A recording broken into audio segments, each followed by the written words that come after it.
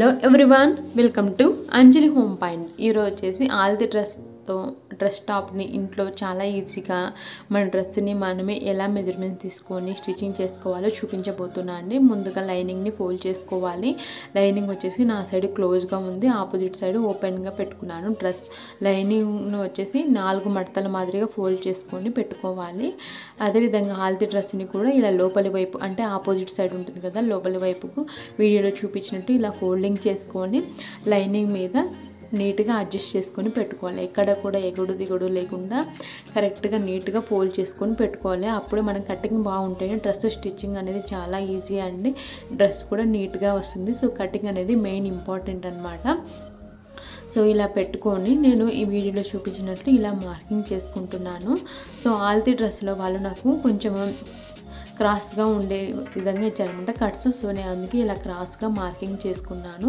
ఇప్పుడు క్లియర్గా దగ్గర నుంచి చూపిస్తున్నాను చూడండి. నాకు ఆల్తీ డ్రెస్ ఇచ్చే వాళ్ళు ఏం చెప్పారంటే నెక్ కొంచెం పొడవు అండ్ వెడల్పు పెట్టమన్నారు. సో అందుకే నేను కరెక్ట్గా మార్కింగ్ చేసుకున్నాను. సో కుట్లలోకి పోయేసరికి కొంచెము లెంత్ పెరుగుతుంది, అదేవిధంగా విడ్త్ కూడా పెరుగుతుంది. సో అందుకే కరెక్ట్గా మార్కింగ్ చేసుకున్నాను. మీరైతే మీ డ్రెస్ కరెక్ట్ కొలతలతో 1 ఇంచు లోపలికి అనమాట కుట్లలోకి సహా మార్కింగ్ చేసుకోవాలి. సో ఇక్కడ షోల్డర్ కూడా కొంచెం ఎక్స్ట్రానే తీసుకున్నాను. అండ్ ఇక్కడ ఆర్మ్ హోల్ దగ్గర కరెక్ట్ స్టిచ్చింగ్ ఉంది కదా, ఆ స్టిచ్చింగ్ పైకి ఇలా మార్కింగ్ చేసుకున్నాను. అండ్ కుట్లలోకి కొంచెం ఎక్కువ క్లాత్ పెట్టమన్నది, అందుకే కొంచెం ఎక్స్ట్రాగా తీసుకున్నాను. సో ఇక్కడ కట్స్ వచ్చాయి కదా, ఇలా మార్కింగ్ చేసుకున్నాను, క్రాస్ మార్క్ పెట్టుకొని. సో ఇలా 1 ఇంచ్ ఎక్స్ట్రా తీసుకొని కట్స్కి సరిపోయే విధంగా క్లాత్ని ఇలా మార్కింగ్ చేసుకున్నాను అనమాట. సో క్రాస్గా ఉంది ఈ డ్రెస్కి కట్స్, అందుకే నేను కూడా క్రాస్గా తీసుకున్నాను. సో చూడండి, ఇలా ఆల్తీ డ్రెస్ని పక్కన తీసుకోవాలి. పక్క తీసుకొని ఇప్పుడు మనం నెక్ విడ్త్ లెంత్ అన్నీ కూడా మార్కింగ్ చేసుకోవాలి. సో నేను ఇక్కడ నెక్ విడ్త్ అండ్ ఇలా మార్కింగ్ చేసుకుంటున్నాను నెక్ లెంత్ని. అదేవిధంగా ఆర్మ్ హోల్ దగ్గర కూడా ఇలా మార్కింగ్ చేసుకున్నాను. సో డ్రెస్ ఆల్తీ ప్రకారం మార్కింగ్ చేసుకున్నాం కదా ఆర్మ్ హోల్ దగ్గర. సో ఇలా లైన్స్ అన్నీ డ్రా చేసుకోవాలి, స్ట్రైట్ లైన్స్ డ్రా చేసుకొని ఇప్పుడు మనం ఆర్మ్ హోల్ షేప్ తీసుకోవాలి. సో ఇక్కడ కరెక్ట్గా కార్నర్ నుంచి 1.5 ఇంచ్ వరకు మార్కింగ్ చేసుకోవాలి. సో ఇలా మార్కింగ్ చేసుకున్న తర్వాత ఆ డాట్కి లైన్ని కలుపుతూ ఇలా మనం మార్కింగ్ చేసుకోవాలి. అప్పుడు ఆర్మ్ హోల్ షేప్ అనేది కరెక్ట్గా వస్తుంది. చూడండి, ఇలా 1 ఇంచ్ దగ్గర డాట్ పెట్టుకొని ఇలా మార్కింగ్ చేసుకోవాలి. సో కటింగేనండి మెయిన్ ఇంపార్టెంట్. కటింగ్ నీట్గా చేసుకున్నాం అనుకోండి డ్రెస్ కూడా నీట్గా వస్తుందన్నమాట. సో లైనింగ్ పార్ట్ కొంచెం తక్కువగా ఉండాలి కదా. సో నేను ఇలా మార్కింగ్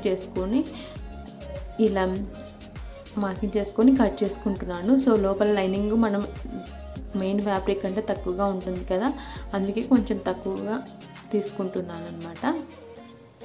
తీసుకొని ఇలా అంతా కట్ చేసుకుంటున్నాను.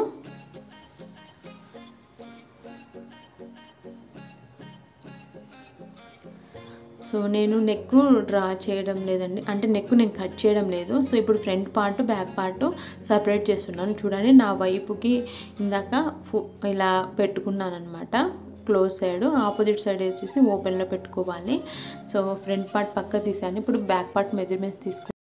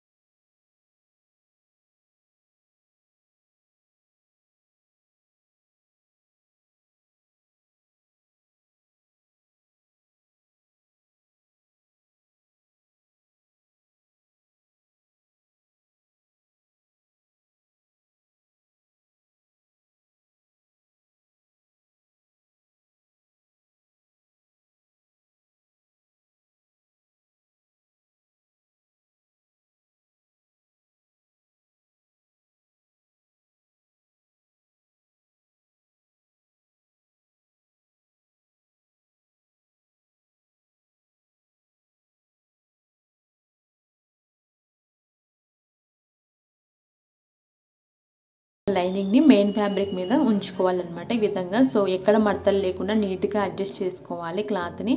సో మన సైడ్ వచ్చేసి క్లోజ్గా ఉండాలి క్లాత్ అనేది. ఆపోజిట్ సైడ్ డైరెక్షన్లో ఉంది కదా, ఆపోజిట్ సైడ్ వచ్చేసి ఓపెన్ పెట్టుకోవాలన్నమాట క్లాత్. అండ్ లైనింగ్ని ఈ విధంగా పెట్టుకొని మెజర్మెంట్స్ అనేవి తీసుకోవాలి. కరెక్ట్గా లైనింగ్ ఎంత ఉందో అదేవిధంగా నేను మార్కర్తో ఈ విధంగా మార్కింగ్ చేసుకుంటున్నాను అండి. సో నేను యాక్చువల్గా చాక్ పీస్ యూజ్ చేస్తాను, ఇక్కడ వీడియోలో కనిపించదనేసి ఇక్కడ నేను మార్కింగ్ యూజ్ చేస్తాను.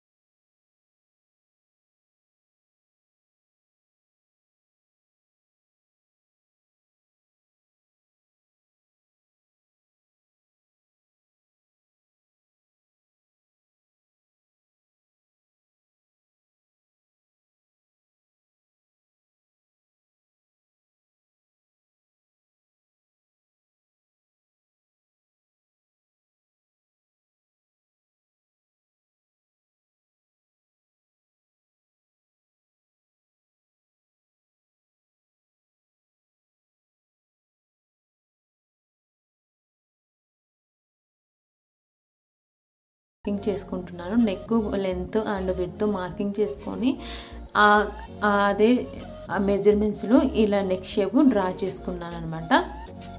చూడండి నెక్ ఈ షేప్ రావాలి నాకు. సో ఈ పేపర్ని తీసుకొని వెళ్ళి నేను ఒక ఫ్యాబ్రిక్ మీద ఉంచుకొని ఇలా మార్కింగ్ చేసుకొని కట్ చేసుకున్నాను. ఇక్కడ బకరం పీస్ అయినా యూజ్ చేయొచ్చు, సో నా దగ్గర లేదనేసి ఇంకా ఈ ఫ్యాబ్రిక్ని యూజ్ చేశాను, డ్రెస్ ఫ్యాబ్రిక్ని. సో ఈ ఫ్యాబ్రిక్ని తీసుకొచ్చి లైనింగ్ పార్ట్ ఉంది కదా, లైనింగ్ పార్ట్ మీద నేను మెజర్మెంట్ తీసుకున్నాను కదా, నెక్ విడ్త్ అండ్ లెంత్ కరెక్ట్గా ఇలా మిడిల్ పార్ట్లో ఉంచుకొని ఇలా స్టిచ్చింగ్ రానివ్వాలన్నమాట. ఇలా కుట్టుకోవాలి కరెక్ట్గా 1/4 ఇంచు లోపలికి. చూడండి ఇప్పుడు చూపించాను, 1/4 ఇంచు లోపలికి నెక్ మనము ఎలా డ్రా చేసుకున్నామో అలా డ్రా చేసిన ప్రకారమే స్టిచ్చింగ్ చేసుకోవాలి.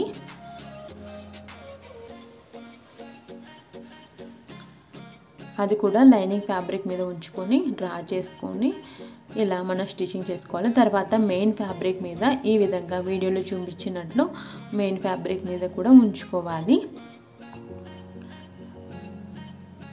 ఇది కదలకుండా ఉండడానికి అనేసి ఇక్కడ నేను పిన్ పెడుతున్నాను. సో ఇక్కడ అన్నీ కూడా చెక్ చేసుకోవాలండి, కరెక్ట్గా మిడిల్ పార్ట్లో ఉంచామా, ఆర్మ్ హోల్స్ దగ్గర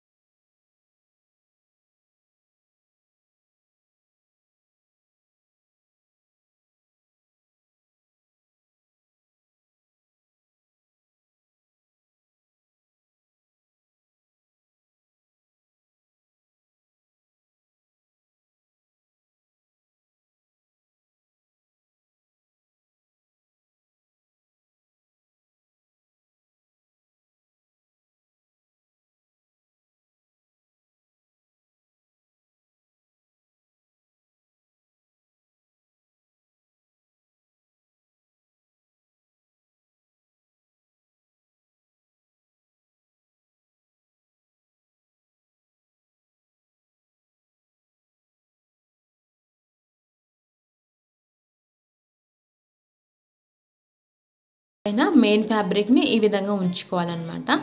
సో షోల్డర్స్ అన్నీ కూడా ఈక్వల్గా ఉన్నాయో లేదో ఒకసారి చెక్ చేసుకొని తర్వాత మనం స్టిచ్చింగ్ చేసుకోవాలి. ఇలా పెట్టుకొని ఈ దీనమ్మడి ఇందాక మనం కుట్టు వేసుకున్నాం కదా, దానమ్మడి రానిచ్చుకోవాలన్నమాట లైన్ని. సో ఇలా లైన్ వచ్చిన తర్వాత ఈ ఎక్స్ట్రా క్లాత్ ఉంది కదా, ఈ క్లాత్ని మనం కట్ చేసుకోవాలి. కట్ చేసుకొని ఈ కార్నర్స్ అంతా ఉన్నాయి కదా, ఇలా ఖర్చు పెట్టుకోవాలి. ఖర్చు పెట్టుకున్నాం అనుకోండి నీట్గా ఉంటుంది నెక్ అనేది. సో ఇప్పుడు నేను లైనింగ్ని తిప్పేసి చూపిస్తున్నాను చూడండి, మనకి కరెక్ట్గా వచ్చింది చూడండి షేప్ బ్యాక్ నెక్. సో ఇలా వచ్చిన తర్వాత దీనిపైన ఒక లూజ్ కుట్టు వేసుకోవాలి. తర్వాత మొత్తం లైనింగ్ పార్ట్ అండ్ మెయిన్ ఫ్యాబ్రిక్ని కూడా స్టిచ్చింగ్ చేసుకోవాలి. పక్కకు కదలకుండా నీట్గా అటాచ్ చేసుకున్నాం అనుకోండి మనం మీద స్టిచ్చింగ్ చేసుకోవడానికి ఈజీగా ఉంటుంది. తర్వాత షోల్డర్స్ని జాయిన్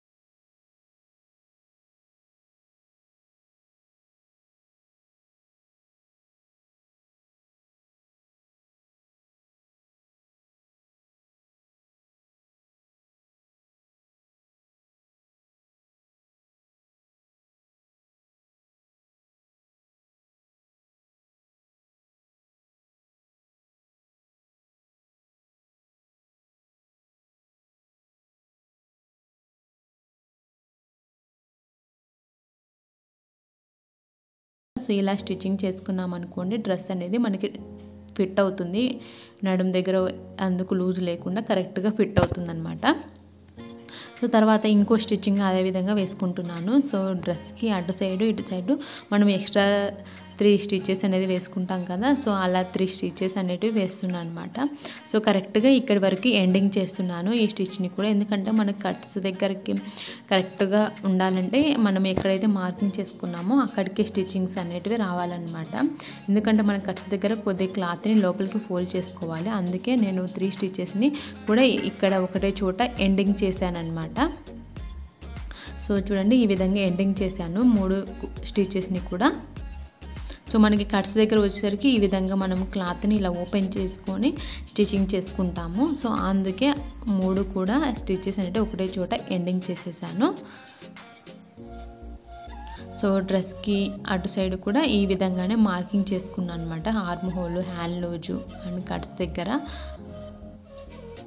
అలా మార్కింగ్ చేసుకొని ఇటు సైడు అనేటివి క్లోజ్ చేసేసాను. చూడండి ఇటు సైడ్ కూడా సేమ్ అదే విధంగా మార్కింగ్ చేసుకొని స్టిచెస్ అనేవి కంప్లీట్ చేసేసాను. ఇంక ఇప్పుడు వచ్చేసి కట్స్ని స్టిచ్చింగ్ చేసుకోవాలన్నమాట. సో కట్స్కి వచ్చేసి ఇదనమాట, కట్స్కి నేను మార్కింగ్ చేసుకునేది. అండ్ కింద నుంచి క్లాత్ని వచ్చేసి ఇలా క్రాస్గా ఫోల్డ్ చేసేసుకుంటున్నాను. సో క్లాత్ మనము కావాలంటే స్ట్రైట్గా ఫోల్డ్ చేసేసుకొని ఈ కట్స్ అనేటివి స్టిచ్చింగ్ చేసుకోవచ్చు, లేదంటే ఇలా క్రాస్గా క్లాత్ని కొద్దిగా అడ్జస్ట్మెంట్ చేసుకుంటూ స్టిచ్చింగ్ చేసుకోవచ్చు. సో నాకు ఆల్తీ ప్రకారం ఇచ్చిన డ్రెస్ వచ్చేసి ఇలా క్రాస్గా వచ్చాయన్నమాట కట్స్ అనేది. సో నేను అందుకనేసి ఇలా క్రాస్గా ఫోల్డ్ చేసేసుకుంటూ స్టిచ్చింగ్ అనేది వేసుకుంటున్నాను. చిన్నగా క్లాత్ని ఫోల్డింగ్ చేసుకుంటూ మనము ఇక్కడ స్టిచ్చింగ్ రానిచ్చాం కదా అంతవరకు రానివ్వాలి. తర్వాత చూడండి అదే విధంగా ఇంతవరకు స్టిచ్చింగ్ రానిచ్చేసి ఇలా తిప్పాలన్నమాట మనము.